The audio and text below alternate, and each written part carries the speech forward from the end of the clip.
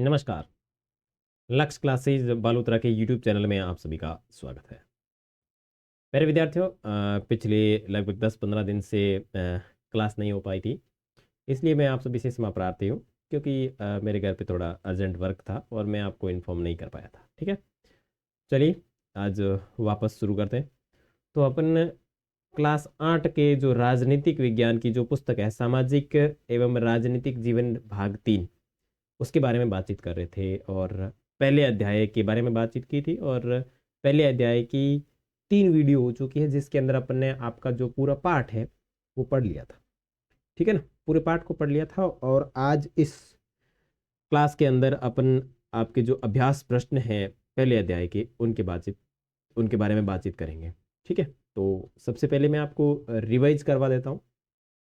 ठीक है ना, कि अपन ने क्या क्या चीज़ें पढ़ी है, क्योंकि एक लंबा प्रोसेस हो गया और लंबे प्रोसेस के बाद में अगर अपन वापस चीज़ें देखते हैं तो थोड़ी कन्फ्यूजन की स्थिति हो जाती है, अपन भूल जाते हैं। ठीक है, तो सबसे पहले क्लास 8 और सामाजिक विज्ञान, सामाजिक एवं राजनीतिक जीवन जो आपकी पुस्तक है, उसके पहले अध्याय के अभ्यास प्रश्नों की आज बातचीत करेंगे। और चैनल के ऊपर नए हैं तो सब्सक्राइब कर लीजिए, अगर पुराने हैं तो बढ़िया आनंद के साथ में इसको पढ़िए। ठीक है, तो चलो देखते हैं इस चैप्टर को। ओके, भारतीय संविधान। मैंने आपको बताया था कि संविधान क्या होता है, बताया था ना कि भाई संविधान वो चीज़ होती है जिसके अंदर हमारे को नियम या फिर दस्तावेज मिलते हैं। ऐसे दस्तावेज जिसके अंदर नियम लिखे हुए होते हैं, उसे संविधान कहा जाता है। उसके बाद में किसी देश को संविधान की ज़रूरत क्यों पड़ती है, भाई कोई देश है उसको संविधान की ज़रूरत क्यों पड़ती होगी, तो भाई संविधान जो है वो कई उद्देश्यों की पूर्ति करता है। पहला कि यह दस्तावेज उन आदर्श को सूत्रबद्ध करता है कि जिनके आधार पर नागरिक अपने देश को अपनी इच्छा और सपनों के अनुसार रच सकते हैं। यानी कोई भी राष्ट्र होता है, उसके अंदर पहला मुख्य उद्देश्य ये होता है कि उसके अंदर जो संविधान लिखे होते हैं उसमें ऐसे सूत्रबद्ध आदर्श होते हैं जिनसे क्या होता है कि वो अपने देश के अंदर जो सपने होते हैं उसके उनको वो रच सकता है। यानी संविधान ये बताता है कि हमारे समाज का मूलभूत स्वरूप क्या होगा। जैसे भारत एक हिंदू राष्ट्र है, तो ठीक है, और सभी धर्म, वैसे स्पेशली मैं कोई हिंदू को ऐसा नहीं कह रहा हूँ, सभी धर्मों को अपन समान मानते हैं, लेकिन ऐसे ओवरऑल देखा जाए तो एक हिंदू राष्ट्र है, तो ये उसका एक मूलभूत स्वरूप है। ठीक है, देश के भीतर आमतौर पर कई समुदाय रहते हैं, उनके बीच कई बातें समान होती है, लेकिन ज़रूरी नहीं कि वे सारे मुद्दों पर एक दूसरे से सहमत हो, लेकिन राष्ट्र के नाम पर वो एक दूसरे से सहमत होते हैं। जब इंडिया और पाकिस्तान का मैच होए तो अपन सारे इंडिया के सपोर्ट में होते हैं कि नहीं होते।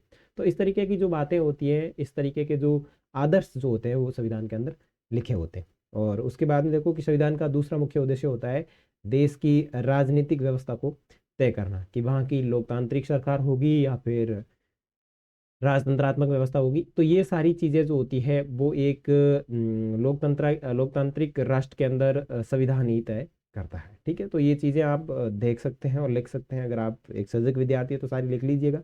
उसके बाद में अपन ने देखा था कि अंतर सामुदायिक और अंतर सामुदायिक क्या चीज़ होती है, यानी इंटर कम्युनिटी और इंट्रा कम्युनिटी क्या होती है। ठीक है, तो ये दबदबा समुदाय द्वारा दूसरे समुदाय के ऊपर होता है, यानी एक समुदाय का दबदबा दूसरे समुदाय के ऊपर होता है, तो उसे कहा जाता है अंतर सामुदायिक वर्चस्व।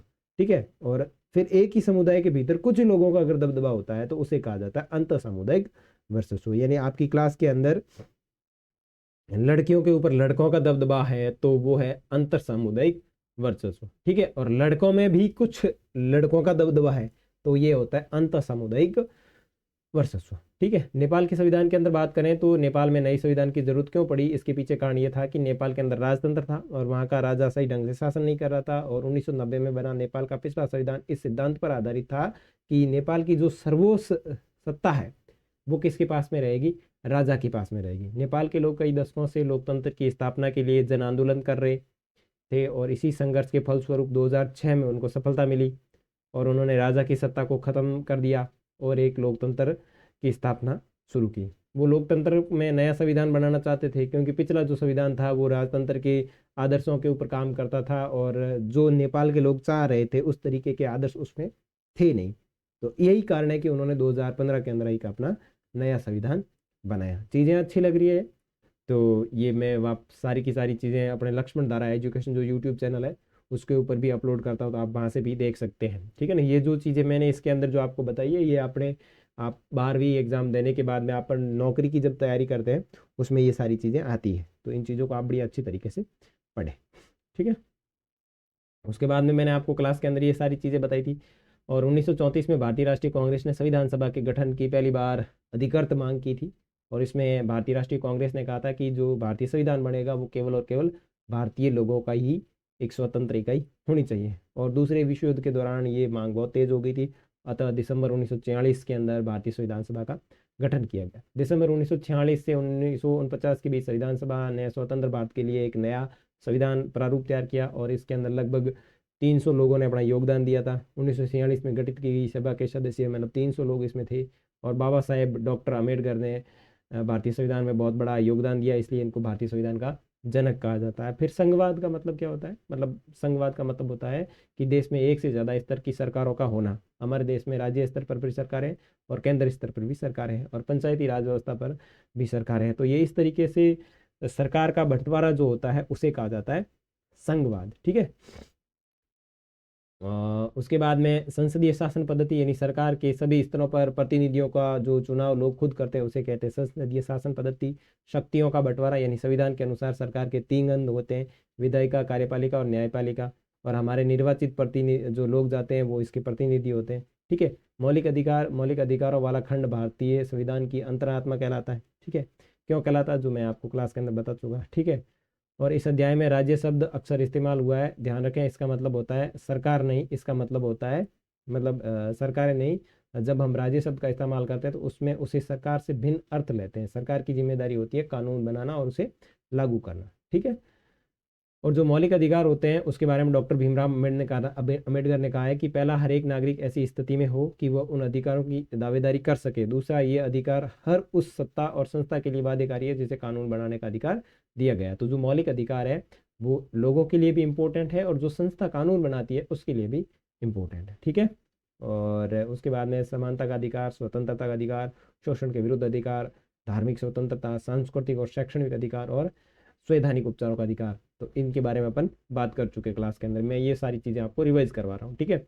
उसके बाद में धर्मनिरपेक्षता यानी सभी धर्मों को समान महत्व देना, यानी जितने भी धर्म है उन सभी धर्मों को अ, अ, समान दर्जा देना। यानी भारत जो एक है वो धर्मनिरपेक्ष राष्ट्र है क्योंकि यहाँ पे सभी धर्म को समान है। क्योंकि भारतीय जो राज्य है वो किसी भी धर्म को सपोर्ट नहीं करता, सभी धर्म एक रूप से समान होते हैं, उसे कहा जाता है धर्म निरपेक्षता, ठीक है। और जो छठा ये जो आपका जो अधिकार है इसके अंदर भाई कहा गया है कि संवैधानिक उपचारों का अधिकार।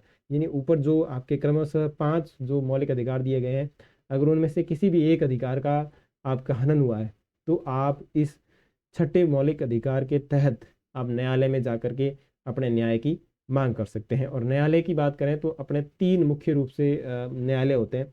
एक तो होता है डिस्ट्रिक्ट कोर्ट यानी डीसी, यानी जिस जिले में आप रहते हो उसको बोलते हैं जिला एवं सत्र न्यायालय, ठीक है ना भाई, जिला न्यायालय, ठीक है। उसके बाद में होता है एक एससी यानी हाई कोर्ट, ठीक है ना, जो राज्य के स्तर पर होता है, राज्य स्तर पर होता है। और उसके बाद में होता है आपका एक सुप्रीम कोर्ट यानी एचसी और एससी। तो जो सुप्रीम कोर्ट होता है वो एक देश का होता है, जैसे अपने देश की बात करें तो ये आपका दिल्ली के अंदर है, ठीक है ना। तो ये तो हो गया राष्ट्र देश का, ये हो गया हाई कोर्ट का और ये हो गया डिस्ट्रिक्ट कोर्ट था। तो इसके तहत आप किसी भी न्यायालय के अंदर, अगर आप एक जिले में निवास करते तो आप जिले में जाकर के उसकी कंप्लेन कर सकते हैं। अगर राज्य का आपका हाई कोर्ट नज़दीक है तो आप उसमें जाके इसकी कंप्लेन कर सकते हैं। और अगर आपके राष्ट्र के अंदर अगर आपका ये नज़दीक है तो उसमें जाके आप कंप्लेन कर सकते हो। इसके तहत आपको न्याय दिया जाएगा, इसलिए इसको कहा जाता है संवैधानिक उपचारों का अधिकार, ठीक है। नेक्स्ट इसके अंदर से वन लाइनर के जो जीके के क्वेश्चन बनते हैं कि 1946 में गठित की गई सभा में कितने सदस्य थे? तो लगभग 300। और संविधान का कौन सा खंड संविधान की आत्मा कहलाता है? तो जो मौलिक अधिकार का जो खंड है उसे आत्मा कहा जाता है। और भारतीय संविधान के तहत कितने मौलिक अधिकारों का उल्लेख किया गया है? तो जो 6 मौलिक अधिकार है जो अपने ऊपर देखें वो है। बाल श्रम निषेध किस मौलिक अधिकार के तहत आता है? तो ये आता है शोषण के विरुद्ध अधिकार। अपने मौलिक अधिकारों का हनन होने पर किस मौलिक अधिकार में न्यायालय में जाने की व्यवस्था की गई है? तो संवैधानिक उपचारों को जो अधिकार है इसके तहत आपको न्यायालय में जाने की व्यवस्था दी गई है। तो ये ओवरऑल इसका रिवीजन हो गया। अब इसमें अपन देख लेते हैं आपके जो इम्पोर्टेंट जो अभ्यास प्रश्न है वो देख लेते हैं, ठीक है। तो चैप्टर फर्स्ट तो ये तो पूरा हो गया, इसमें देख लो। ओके, कक्षा 8 मतलब यहाँ हो जाएगा आपका राजनीतिक विज्ञान, ठीक है। राजनीतिक। ठीक है, चैप्टर फर्स्ट भारतीय संविधान, और इसमें आपका पहला है कि किसी लोकतांत्रिक देश को संविधान की जरूरत क्यों पड़ती है। तो यहाँ यही शब्दावली जो इसमें दे रखी है, ये कॉपी करना कोई जरूरी नहीं है, आप अपने हिसाब से भी इसमें आंसर दे सकते हैं कि किसी भी लोकतांत्रिक राष्ट्र यानी जहाँ डेमोक्रेसी है, उस डेमोक्रेसी राष्ट्र के अंदर जो संविधान है उसकी जरूरत क्यों होती है। तो सबसे पहले आपको इस संविधान शब्द का अर्थ स्पष्ट होना चाहिए कि संविधान होता क्या है। कि भाई संविधान वो चीज़ है जिसके अंदर नियम लिखे होते हैं। जिस तरीके से एक छोटे से छोटे परिवार को चलाने के लिए भी एक नियमों की ज़रूरत होती है, उसी प्रकार किसी भी राष्ट्र को चलाने के लिए संविधान की ज़रूरत पड़ती है। यानी नियमों की एक ऐसी किताब जिसके द्वारा किसी भी राष्ट्र को संचालित किया जा सकता है, वो संविधान है। तो पहले आप संविधान की परिभाषा लिख सकते हैं, उसके बाद में इसको लिख सकते हैं। जैसे इसमें दिया हुआ है कि संविधान नियमों का एक ऐसा समूह होता है जिसको एक देश के सभी लोग अपने देश को चलाने की पद्धति के रूप में स्वीकार करते हैं। बिल्कुल इसी तरीके से एग्जैक्ट बिंदु टू बिंदु इसमें आप इसमें लिख सकते हैं। उसके बाद में संविधान के जरिए ही हम तय करते हैं कि हमारी सरकार किस तरीके की होगी। जो आपका राष्ट्र है, उस राष्ट्र के अंदर जो संविधान है, देखो संविधान इस बात पे डिपेंड नहीं करता है कि वहाँ जो राष्ट्र है उस राष्ट्र के अंदर लोकतंत्र होगा या राजतंत्र होगा। कहने का मतलब वहाँ राजा का शासन होगा या लोगों का शासन होगा, ये संविधान तय नहीं करता। संविधान वहाँ की जो सरकार है उसके ऊपर डिपेंड करता है। ठीक है ना। अगर सरकार लोकतंत्रात्मक है यानी वो राष्ट्र लोकतंत्रात्मक है तो वहाँ पे जो नियम बनेंगे वो लोकतंत्रात्मक के पक्ष में बनेंगे। अगर वहाँ की सरकार के अंदर राजतंत्र है यानी राजा का शासन है तो वो नियम जो बनेंगे वो राजा के अनुरूप बनेंगे। तो वहाँ जो संविधान हो गया वो कठोर हो गया, और यहाँ जो लोगों वाला शासन है उसके अंदर संविधान नॉर्मल हो गया। तो इस तरीके से ध्यान रखना है। संविधान के लिए कोई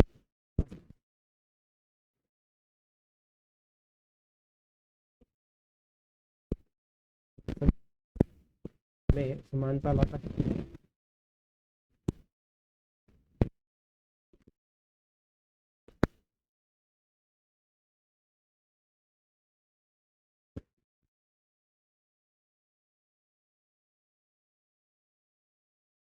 यानी ये जो आपका लास्ट बिंदु है इसमें ये दिया हुआ है कि संविधान सभी नागरिकों में समानता लाता है। भाई कहने का तात्पर्य है कि संविधान जो है वो सभी लोगों को समान मानता है, कानून सभी लोगों को समान मानता है, और ये सुनिश्चित करता है कि कोई भी ताकतवर व्यक्ति कमजोर जो समूह या व्यक्ति है उसके ऊपर किसी भी तरीके से अपनी जो ताकत का है वो गलत इस्तेमाल नहीं करे। आगे सेकंड क्वेश्चन, नीचे दिए गए दो दस्तावेज के हिस्सों को देखिए।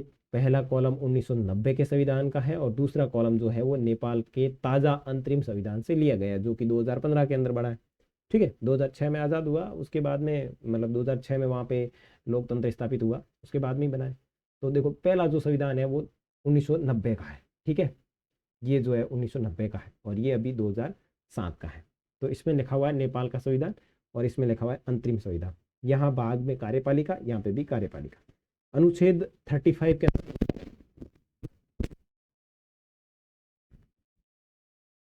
अंतर्गत देश का मतलब क्या हुआ, राजा। तो आप यहाँ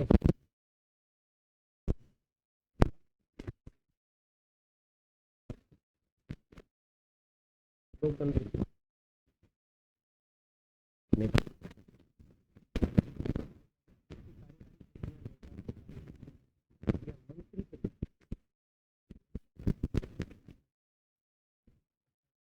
कि नेपाल के इन दोनों संविधानों में कार्यकारी शक्तियों के उपयोग में फर्क क्यों दिखाई देता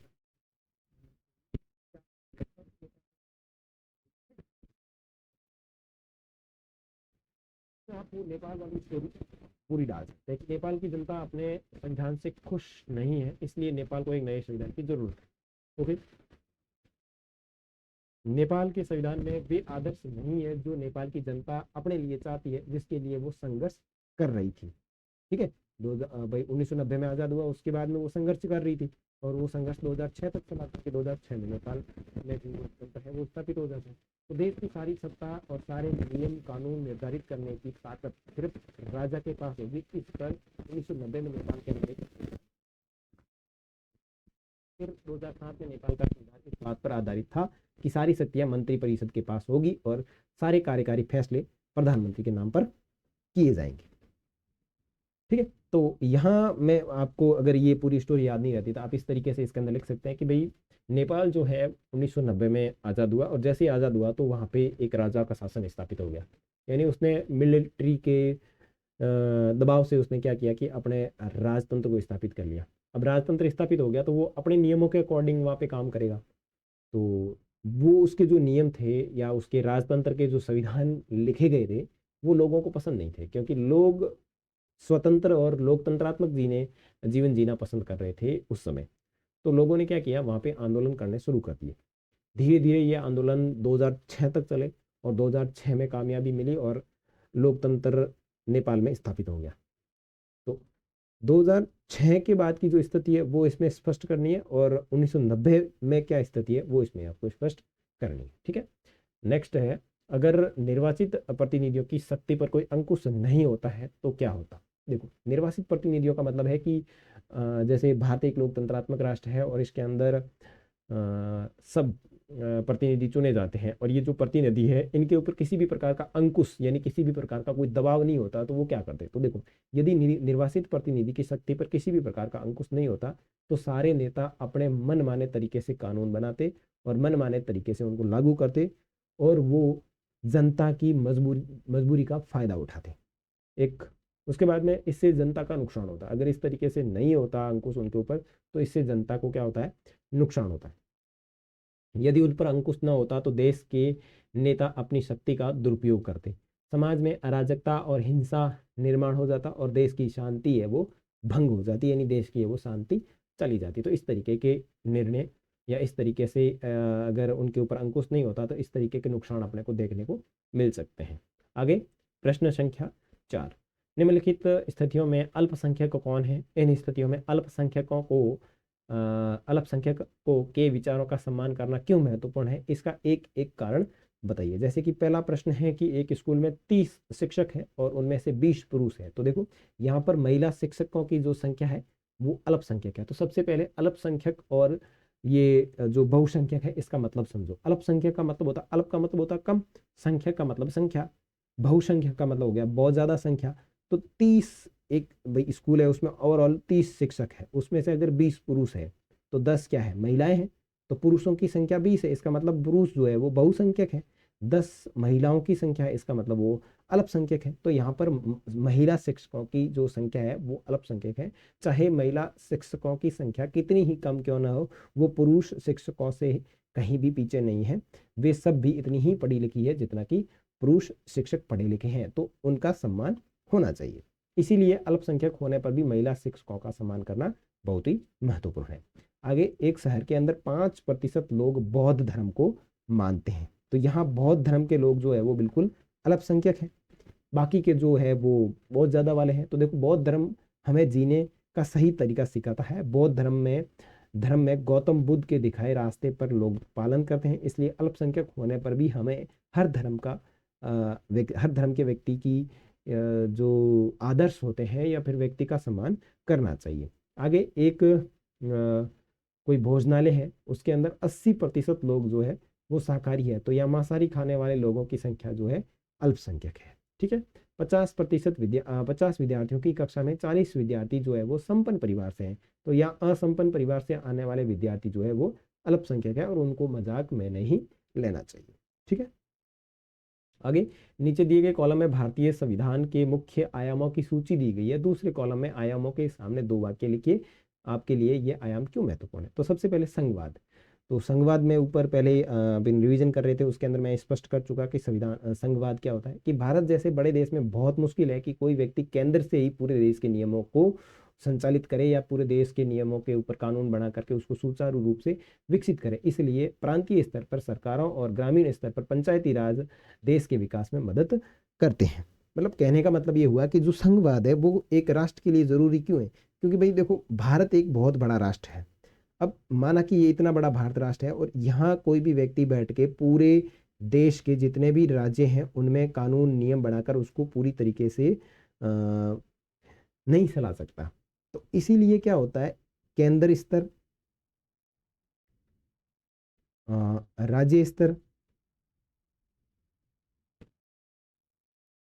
और पंचायती स्तर,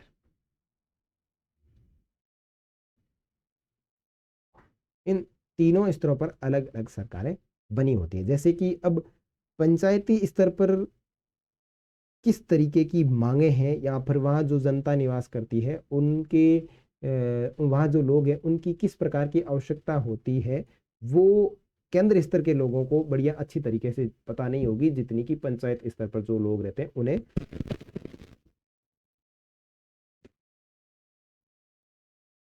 शक्तियों का बंटवारा इसलिए किया जाता है ताकि हर किसी के ऊपर अंकुश लगाया जा सके, जिसे वे अपनी शक्तियों का दुरुपयोग नहीं करे। जैसे आपके स्कूल के अंदर बात करें, अब आप स्कूल बैकग्राउंड में हैं तो इसमें देखो, स्कूल में शिक्षक होते हैं, ठीक है। शिक्षक के ऊपर होता है हेड मास्टर, ठीक है ना, एचएम। अब शिक्षक जो है वो आपके ऊपर होते हैं, यानी विद्यार्थी, ये आपको आपके ऊपर अंकुश लगाते हैं। विद्यार्थी कुछ गलत कर रहा है तो वो शिक्षक आपको डांटेंगे। अगर शिक्षक सही ढंग से कार्य नहीं कर रहा है तो उसको एचएम डांट लगाएगा, ठीक है। एचएम के ऊपर भी पावर होता है किसी न किसी के पास में, तो वो जैसे बीएलओ हो गया, ठीक है ना। तो इस तरीके से हर एक अधिकारी के ऊपर, जैसे जिला शिक्षा अधिकारी हो गए, तो हर एक जो पद होता है उसके ऊपर एक सुप्रीमो पद होता है।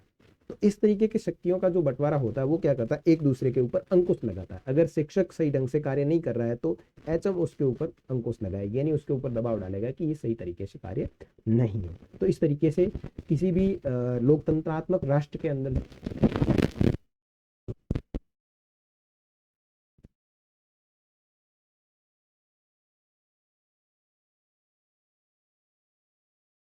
लेकर के जो लोग सत्ता में भेजे गए हैं, ठीक है ना, वो सही ढंग से कार्य नहीं करे, उनके ऊपर रोक लगाने के लिए